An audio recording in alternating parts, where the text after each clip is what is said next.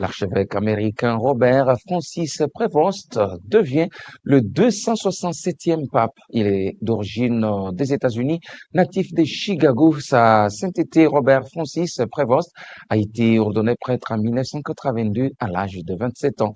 Les reportages donc de Jude Kalongo, mais ici rendu par Esther Yamoumi.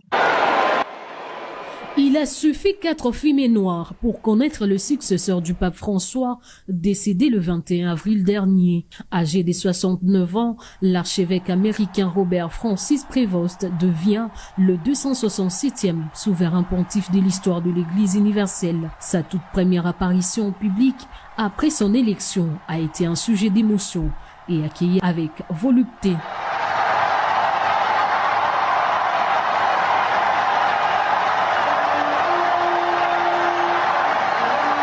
Premier pape originaire des États-Unis, natif de Chicago, dans l'Illinois, le cardinal Robert Francis Prévost a été ordonné prêtre en 1982 à l'âge de 27 ans et a obtenu un doctorat en droit canonique à l'université pontificale Saint-Thomas d'Aquin à Rome. Ce religieux augustin a longtemps été missionnaire au Pérou avant d'être appelé à Rome par François en 2023 comme préfet du dicaster pour les évêques. L'élection du nouveau souverain pontife renforce l'image d'une église réellement universelle. Il est le 4e pape d'origine non italienne depuis Jean-Paul Ier, après de pontifes venus d'Argentine, d'Allemagne et de Pologne. Dans un discours plein d'espoir et de détermination, il a lancé, jeudi 8 mai, un appel vibrant à la paix. Dans un communiqué publié, le président Tshisekedi a salué l'appel du souverain pontife à une église humble, fraternelle et tournée vers le périphérie du monde, soulignant qu'il a une résonance particulière pour son pays, la RDC, terre de foi vivante.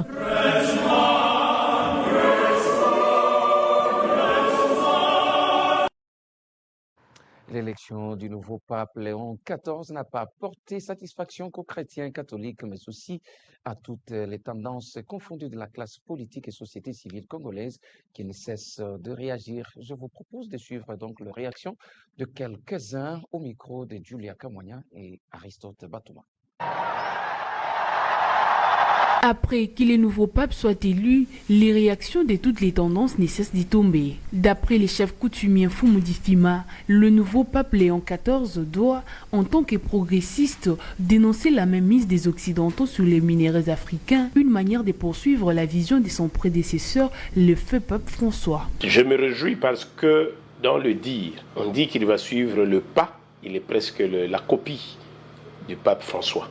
J'ai considéré qu'il a laissé un message. Ce message que nous gardons, c'est le fait que lui-même avait déjà opté de lutter pour les populations meurtries. Il avait décidé de protéger les vulnérables. Et donc, nous avions considéré que son appel à la paix, son appel au dialogue, son appel à tous ces tireurs de ficelle de lever leurs mains sur la RDC, sur l'Afrique, c'est un appel qui est très considérable et que nous considérons que si le pape Léon XIV est la copie du pape François, et donc nous voudrons espérer que nous continuerons dans cette considération.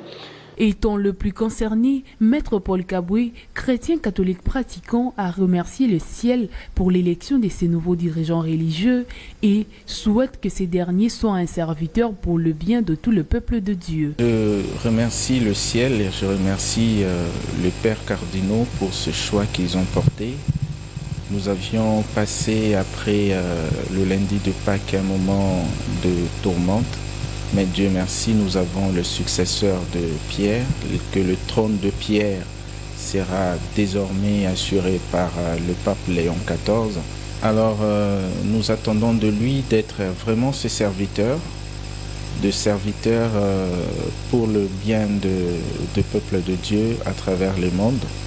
Nous l'avons senti déjà lors de ses prises de parole, il a appelé à la paix, il a demandé que la paix de Dieu s'étende partout dans le coin et les recoins du monde et que nous sommes dans les mains de Dieu, aucun mal ne pourra nous atteindre. Il s'est dénoté que l'élection du pape Léon XIV a donné une grande joie au peuple chrétien catholique qui ne font que rendre grâce à Dieu.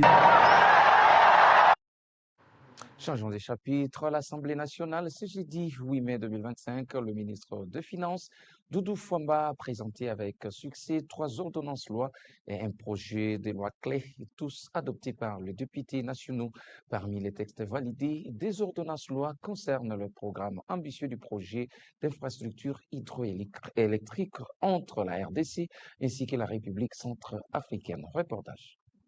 3 ordonnances-lois et un projet de loi stratégique ont été présentés par le ministre des Finances, Doudou Fwamba, et adoptés par les députés nationaux au cours de la plénière de ce jeudi. Ces 3 ordonnances-lois promulguées par le président Félix Tshisekedi en mars dernier découlent de l'habilitation accordée au gouvernement pour contracter des accords de prêt pendant les vacances parlementaires. 2 de ces accords sont liés au programme régional d'appui au développement des infrastructures et des valorisations de ressources en eau transfrontalière, PREDIR, conclu entre la RDC et la République centrafricaine. Doté des financements respectifs de 30 millions de dollars américains au PEP Fund et 16,6 millions de dollars américains Fonds africain de développement. Qui s'exécute en 2 phases, constitue une opportunité pour la RDC d'amorcer dans sa première phase la résolution de la problématique de l'amélioration des conditions de vie de nos populations dans les provinces du Nord Ubangi, du Sud Ubangi, de la Mongala, à travers la construction et la réhabilitation des infrastructures d'eau potable à Badolite, à Mobaïmbongo, à Yakoma, à Bouzi, Yapinda, Kotakoli, Fiwa et Biguenor.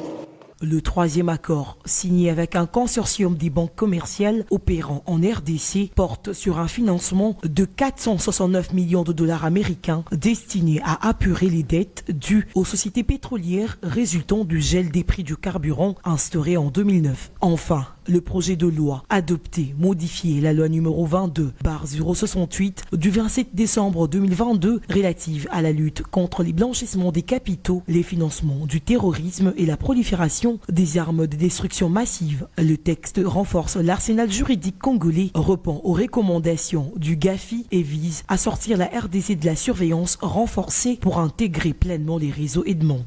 Le gouvernement de la République démocratique du Congo entend désormais amender sa législation pour combler les lacunes relevées. Il s'agit notamment d'élargir la définition des infractions de financement du terrorisme, de renforcer le droit de vigilance des acteurs financiers, d'améliorer l'efficacité des sanctions financières ciblées, de garantir la qualité et le suivi des déclarations d'opérations suspectes et d'assurer la conservation adéquate des documents. Pour le ministre Doudou Fwamba, cette réforme est essentielle pour assurer la stabilité financière, accroître la transparence et restaurer la confiance des partenaires internationaux. Et parce que nous parlons de l'Assemblée nationale, avant de prendre son avion pour Kampala, en Ouganda, le président de cet organe délibérant, le professeur Vital Kamerhe Lokaningini, a échangé ce jeudi 8 mai avec le député national de l'Ituri. À ses hôtes, Kamerhe a fait savoir l'objectif de son déplacement vers la capitale ougandaise. Reportage. Cadre des préparatifs de sa mission officielle en République de l'Ouganda, le président de l'Assemblée nationale, l'honorable Vital Kamerhe, a accordé une audience au caucus des députés nationaux de la province de l'Ituri. Cette rencontre est visée à échanger autour des enjeux communs à cette province frontalière et aux pays voisins, l'Ouganda. Le président de l'Assemblée nationale, Vital Kamerhe, a tenu à informer les élus de l'Ituri des objectifs de sa mission en mettant un accent particulier sur la nécessité de promouvoir une diplomatie parlementaire active en faveur de la paix et de la sécurité dans la sous-région. Il a souligné que les défis persistants dans cette partie du pays appellent à une approche inclusive fondée sur le dialogue et la coopération transfrontalière. Nous avons plaidé au paiement des émoluments et des subsides des députés provinciaux. Nous avons prié aussi que les initiatives parlementaires prises par le président de l'Assemblée nationale puissent aboutir. À cette occasion, le président du caucus, l'honorable Pichou Iribi, a exprimé plusieurs préoccupations majeures de sa circonscription. Il a notamment plaidé pour l'organisation d'une mission humanitaire à Fataki, localité durement touchée par les déplacements des populations dues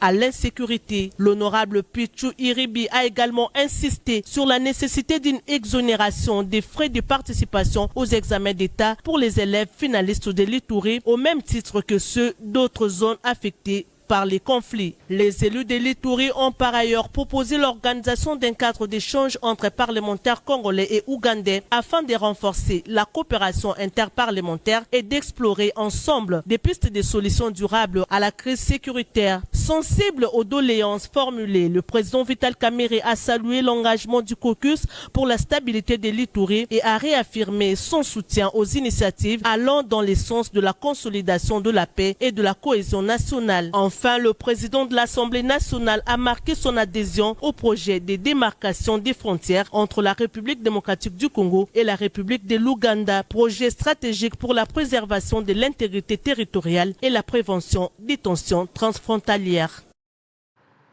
Et le coordonnateur de la nouvelle classe politique de l'opposition, Alain Bolodjoa, a tenu un point de presse ce vendredi 9 mai 2025, s'attaquant ainsi donc à la mauvaise gestion de détournements qui caractérisent les régimes actuels. Julia Kamwania et Aristote Batouma étaient là pour le compte de Bossolo Télévision.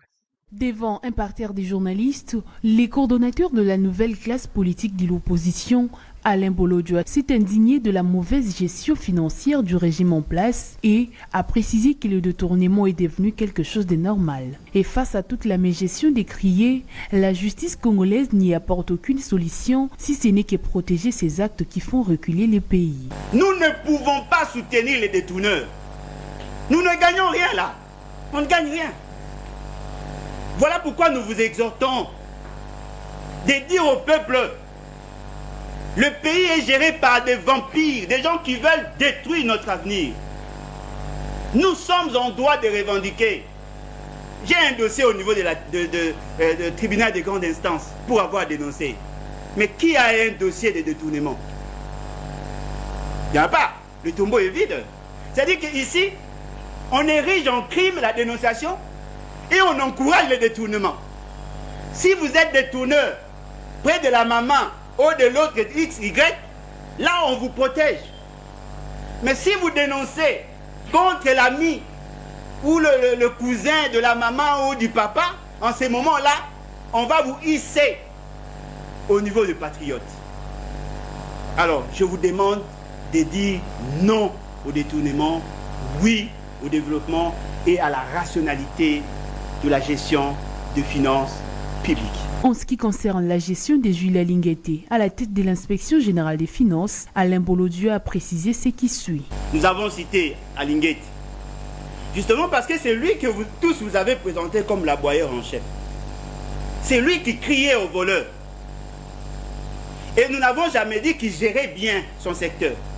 Mais nous disons qu'il y a des éléments d'information qui démontrent à suffisance que ce monsieur n'est pas éjecté de son siège.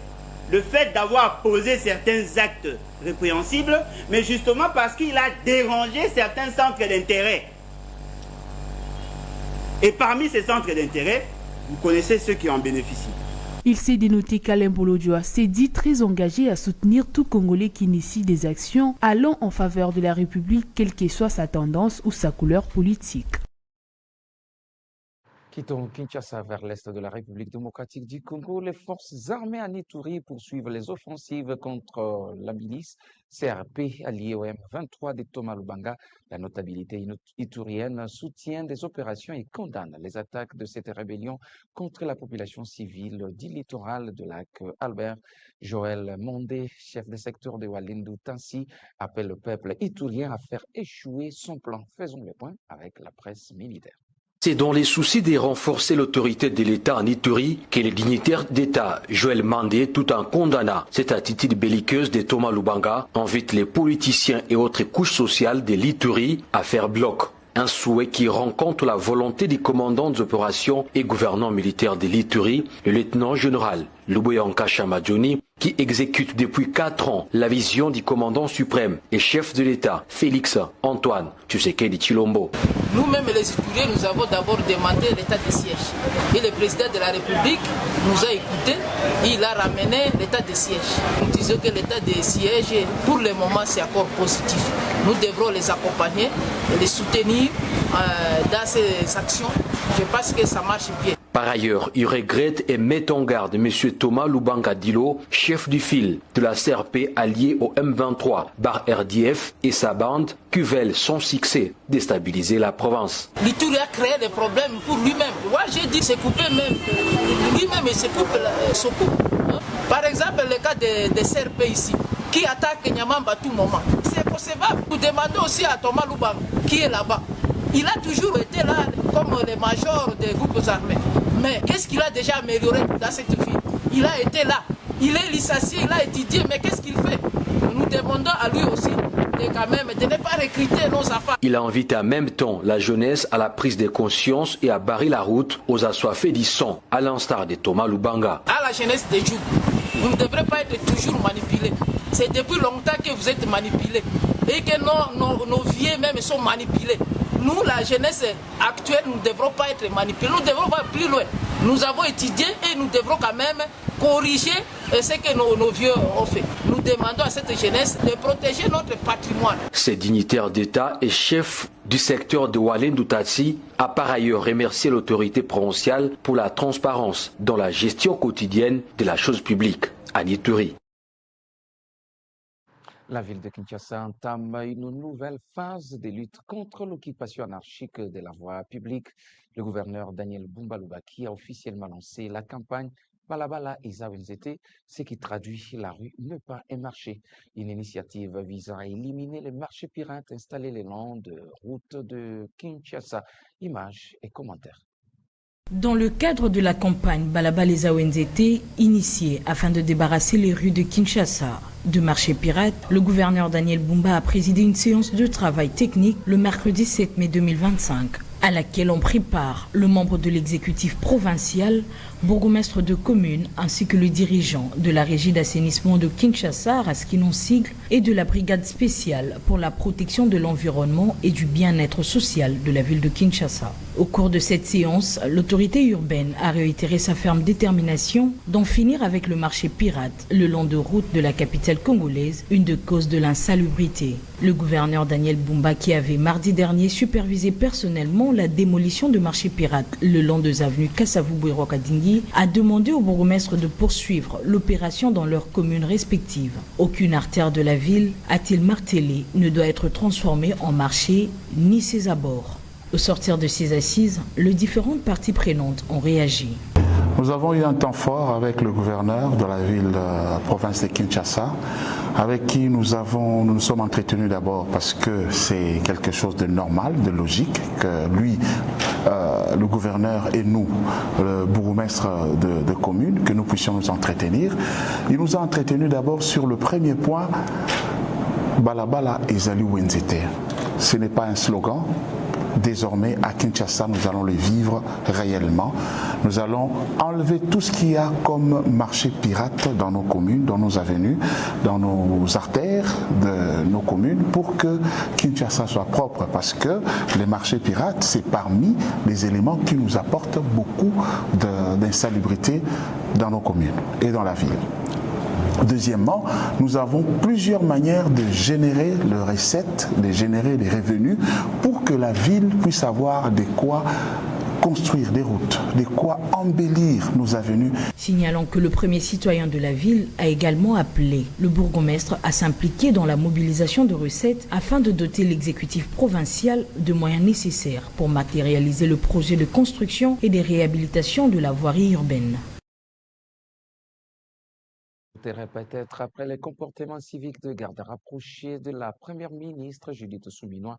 Une scène similaire s'est produite ce vendredi 9 mai 2025 dans la matinée devant la résidence de la ministre déléguée à la francophonie Bestine Kazadi. Les policiers commis à sa garde ont tabassé copieusement M. Serge Lutumba, un paisible citoyen qui accompagnait son fils de 4 ans à l'école. Les détails, c'est dans cet élément signé par Bosco Kabamba et Chrétien Gaïmé.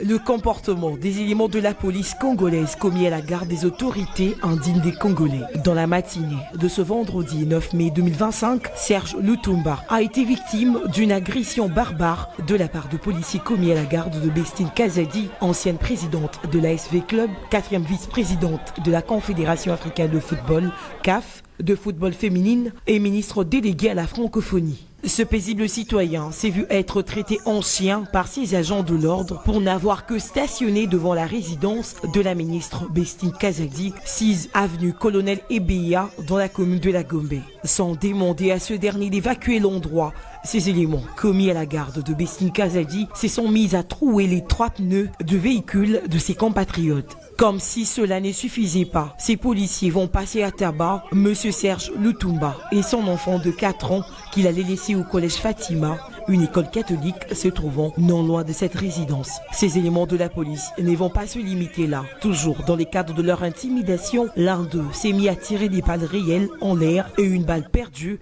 va blesser gravement un vendeur ambulant d'eau en bouteille. Interrogé par le reporter de Boussolo TV, l'un des témoins revient sur les faits. abandi kobeta beta bala sommation papa nzabatu nando monike mwana mai wana kutu ba crepitement bal wana ndezuye kazuki parana mwana tellement mwana l'état me comme ko vimba ba kenon ba évacuer ba rapidement ba kenon au hôpital ba mirana ko zo moi soin à mwana mais voiture ne ya mwana tikali wana. Donc on ne sait pas la suite si ça sera comment. Eu égard des coups qu'ils ont encaissés en toute barbarie injustifiée, M. Serge Lutumba et son enfant ont été acheminés dans un hôpital de la place. Abordons la page sportive à présent. Un mois de qualification pour la Coupe du Monde 2026 et la CAN 2025. Sébastien Desabre a convoqué 26 joueurs pour un stage préparatoire à Aurélien de matchs amicaux face au Mali et Madagascar sont au programme. Gradim Pochi.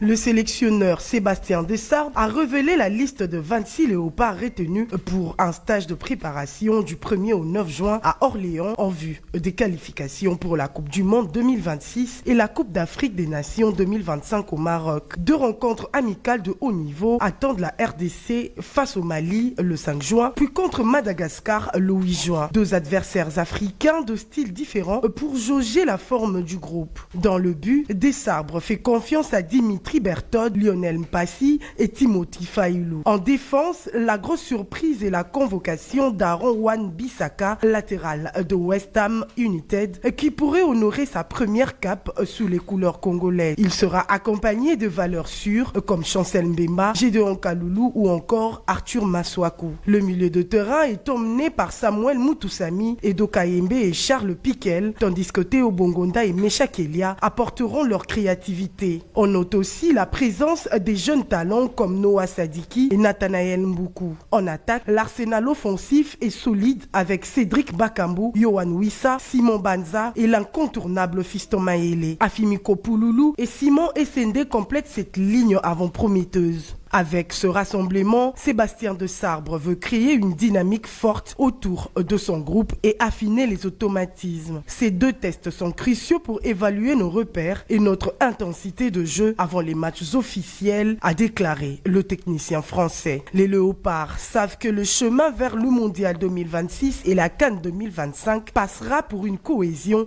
sans faille et une montée en puissance. Ces stages de juin pourraient bien en être le catalyseur.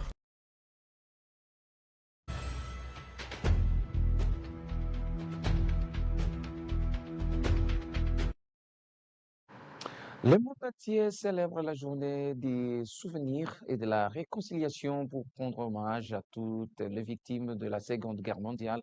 À cette occasion, les États membres des Nations Unies doivent faire tout leur possible pour régler leurs différends par des moyens pacifiques et non par des armes. Julia Kamoya nous en parle dans ses commentaires rendus par Grady Ponti.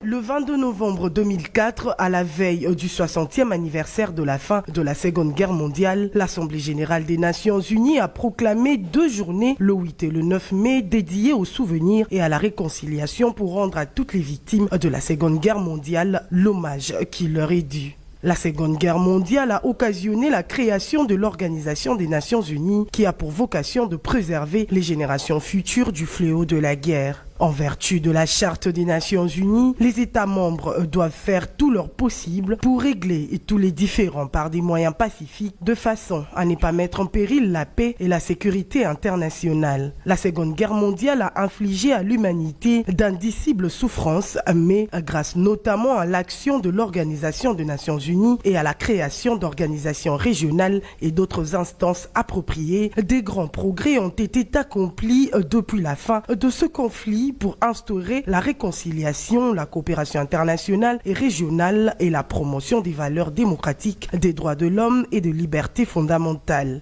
À l'issue des hostilités, les dirigeants du monde ont convenu de ne plus jamais permettre de telles atrocités. Quelques 6 semaines après la fin des conflits, l'Organisation des Nations Unies a été créée pour préserver les générations futures du fléau de la guerre. Lors de sa création en 1945, l'Organisation des Nations Unies a donc été dotée par des membres fondateurs d'un objectif prioritaire, le maintien de la paix et de la sécurité internationale. Chacune de ces commémorations est l'occasion d'inviter les États membres à unir leurs efforts pour faire face aux défis et menaces pour la paix et la sécurité internationale et de réaffirmer le rôle central que joue l'Organisation des Nations Unies en la matière.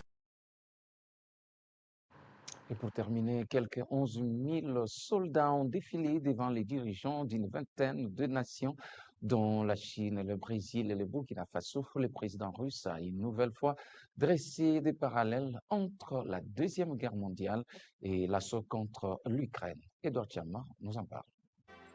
Vladimir Poutine a célébré ce vendredi 9 mai 2025 les courages des soldats russes engagés en Ukraine devant des milliers de militaires rassemblés sur la place rouge et une vingtaine de dirigeants étrangers qui ont fait les déplacements à Moscou pour assister aux 80 ans de la victoire sous l'Allemagne nazie. L'ensemble du pays, la société et les peuples soutiennent les participants à l'opération militaire spéciale en Ukraine, a déclaré Poutine, utilisant l'euphémisme en vigueur pour désigner les conflits. Nous sommes fiers de leur courage et de leur détermination, de leur force d'âme qui nous a toujours apporté la victoire, a-t-il ajouté. Démonstration des forces dans les tribunes sur la place rouge où s'étaient nés les vétérans et les dirigeants d'une vingtaine des nations, Chine, Brésil, Kazakhstan, Biélorussie, Vietnam, Arménie, Cuba ou encore Venezuela et les Burkina Faso. Poutine a également salué les officiers nord-coréens en marge de la cérémonie, alors que les soldats de Pyongyang ont participé au combat contre les Ukrainiens dans la région russe de Koursk.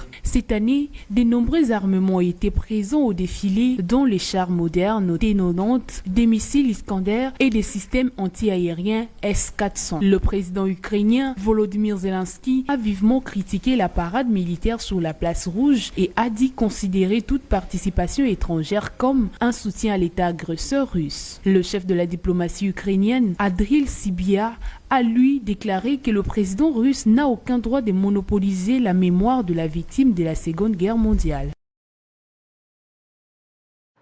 Voilà qui met fin à cette édition du journal sur Boussole Télévision. Merci de l'avoir suivi et très bonne suite des programmes sur la première chaîne au cœur d'investigation République démocratique du Congo. Au revoir.